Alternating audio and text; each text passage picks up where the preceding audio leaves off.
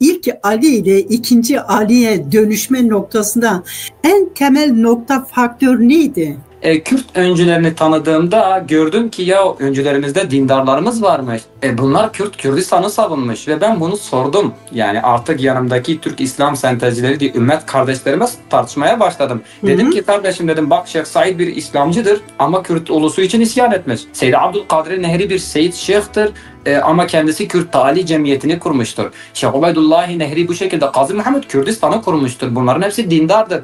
Neden dindar bir Kürt de Kürdistan'ı savunamaz veya savunduğunda dinsizlikle suçlanıyor? Ben bunları tartışmaya başladıkça ötekileştirildiğimi ve tecrid edildiğimi gördüm. Yani dün bana kardeşim diyenlerin bugün bana Yahudi Ermeni muamelesi ettiğini, dün arkamda namaz kılanların, çocuğunu yanıma gönderenlerin bugün bana dinsiz muamelesi, terörist muamelesi ettiğini gördüm. Ve bu da beni bir sorgulamaya götürdü. Hani bugüne kadar siz diyordunuz kardeşim bizim Kürtlerle sorunumuz yok, bizim PKK ile sorunumuz var diyordunuz. Bizim komünist, Marksist, Leninistlerle sorunumuz var. Bizim dindar Kürtlerle bir sorunumuz yok diyordunuz. Ancak bir dindar Kürt de kalkıp hakkını savunduğunda aynı PKK muamelesi, aynı komünist, Marksist pozisyonuna düşüyor. Hemen ötekileştirme, hemen itme, hemen düşmanlık yapma aslında beni buraya sürükleyen, bu bilince getiren o Türk İslamcılar oldu yani. Ben dinimi yaşatmak istiyordum. Kürt öncülerini tanıtmak istiyordum. Ancak onların bu düşmanlığı başlar başlamaz dernek daha soruşturma sürecindeyken gözaltına alındım.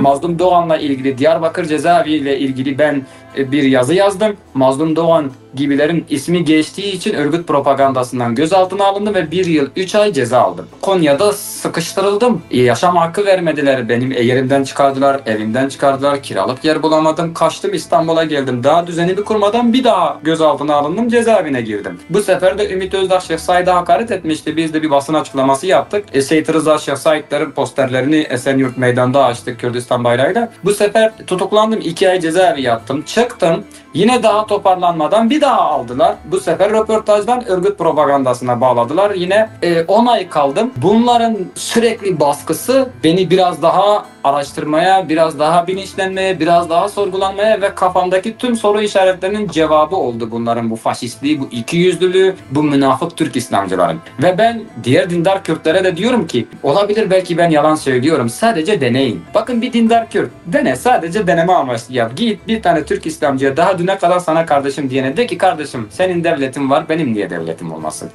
Ya da çok basit haklar iste ve onda ısrarcı ol. Göreceksin ki sana aynı bana ettiği muameleyi edecek. Göreceksin ki seni dün sana kardeşim diyorken bugün sana terörist muamelesi edecek. Dolayısıyla onların kardeşliği Kürdüm ve Kürdistanlıyım diyene kadardır. Ben bunu fark ettim.